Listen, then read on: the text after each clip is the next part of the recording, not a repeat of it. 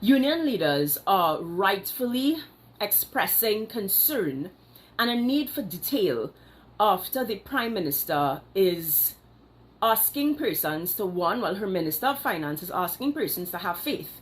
And the Prime Minister is saying, if God wills, she will keep her promise of a 10% increase to public servants. Listen, I, for one, believe in the sovereignty of God.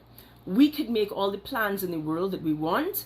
If it's not in God's plans, then tough cookies. I also believe in God's word, the Bible, that says if you don't work, you don't eat. Kamla Persad-Bissessar is often quoted as saying, God helps those who help themselves. In fact, when former Commissioner of Police Erla Christopher spoke about prayer as her crime plan, the UNC, including then opposition leader Kamla Persad-Bissessar, had the world to say. The Bible speaks about roles, so it's like little segments. The church, Christians, it is our job to pray for leaders. It is our job to pray for the country. Leaders, it is your job to have a plan, to work, and to implement those plans. Yes, I think you should pray. I'd like to invite you to church with me on Sunday morning. But you know what? You need a plan. And so let's discuss what we kept saying from the start. One, our public service bill, the wage bill, is already $19 billion per annum.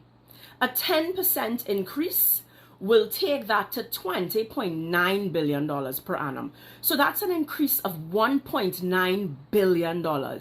Let me remind this country that we are facing close to a $10 billion deficit for fiscal 2025. So you're now talking $1.9 billion extra. We've not heard anything about plans to increase revenue. Our wage bill is already 25% of, actually it's 40, let me double check. Yes, according to a May 2022 article, which would have quoted, central bank and whatnot, it is already estimated that 40% of this country's revenue is spent on its wage bill. Where are we finding the money? Let me also remind this country that in the first month, I think it might have been the first week of this UNC government's tenure, they spoke about needing to dip into the HSF fund, needing to finance, to take loans to be able to pay their existing bills. We can go back. I think it was the first ever post-cabinet press conference where the Prime Minister and they laid out their plans. Well, it might have been the Minister of Finance. But they spoke about dipping into the Heritage and Stabilization Fund within their first week of getting into government. So yes, we are all concerned because public servants account for some 90,000 persons in this country. And I understand that you wanted to try to use a carrot dangling and whatever nonsense to win an election. But now you have to answer to those 90,000 persons.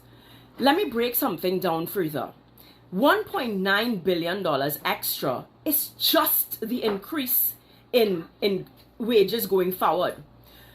It is estimated some $6 to $7 billion in back pay will also have to be paid once those negotiations are finalized and set at 10%. If it goes, because remember, she said she's starting at 10%. If she goes to 14%, which is the number that would have been thrown around in 2010 in her first incarnation as Prime Minister, you're looking at a back pay of some $10 billion. Again, where is she finding that money? Do you know where? She is going to dip into the Heritage and Stabilization Fund. Guys, I want to use an analogy to, I'm going to talk about something that Winston Ducoran spoke about, and I want to use an analogy to help drive home his point. I'm a parent. Just imagine I hire a babysitter, and this babysitter every single day continues to feed my child candy and chocolates. One, when I take the child in the night, Crapo spoke my pipe.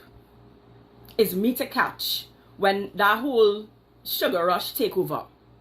But two, if I leave my child in that babysitter's hands for too long, I will be the one facing the diabetes, the obesity, and everything else that comes with the babysitter sticking candy in my child's mouth.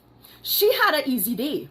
So she pushed candy in my child's mouth to make sure that, you know what, her work easy. She has appeased the masses called my child. Winston Dukaran, during the People's Partnership, suggested a 5% wage increase. His decision was overruled by the People Partnership Cabinet. And you know what he said? We, the country, paid for that because it was one of the factors that would have led to the shutting down of Petrotrin. So when UNC speaks about PNM shut down Petrotrin, you have to ask if it is because of decisions like that. And it would appear that the experience of Kamla Persad-Bissessar is not serving us well, because she's not interested in coming here and taking the advice of every economist in Trinidad and Tobago and finding a way to reduce the number of persons that are employed by government. Listen, I'm not telling you to put people on the breadline. I am telling you, at the risk of sounding like Keith Rowley, that everybody, including ministers, need to wean off of the government. And I always say that I think that that's where Keith Rowley and PNM went wrong. They should have been the first one to take pay cuts. They should have been the first one to tighten their belts. But I am asking, and I've said this on the campaign trail. I tell people, don't look for me for no government work. Don't look for me for no government house. Look for me to teach you how to fish, to teach you how to build the boat and fish. Me and giving you fish. And employing persons through by just pumping Wasan, pumping Tiantak, and pumping Petrotrin, and pumping boards, state boards, and all of that. It does not serve our country. It is not serving my children and their children. It is not serving the longevity of our country. Trinidad and Tobago, we need to wake up, and we need policies that truly empower us to earn good incomes, that we can buy our own homes and our own cars and our own groceries, that we don't need to be worrying that if this government comes into power, we might not get a wage increase, and if this government comes into power, they might cut the workforce. No, we have got to get to a space where we are making our own money. We need policies that truly empower mom and pop shops, small and micro enterprise, the local economy. That is what we need to be hearing, so that this wage bill, instead of continuing to balloon, that's where the 25% was that I called earlier. Over the last 10 years, and this was in 2017, so that included the People's Partnership government, the wage bill has increased by 25%. We cannot continue along this trajectory because we are not hearing revenue streams. We need a better plan. We need a better plan than governments promising these ridiculous campaign promises to get into office, and then it's the next generation to catch. Trinidad and Tobago, it is time for us to mature as a nation, to really mature and get past this nonsense petty politics.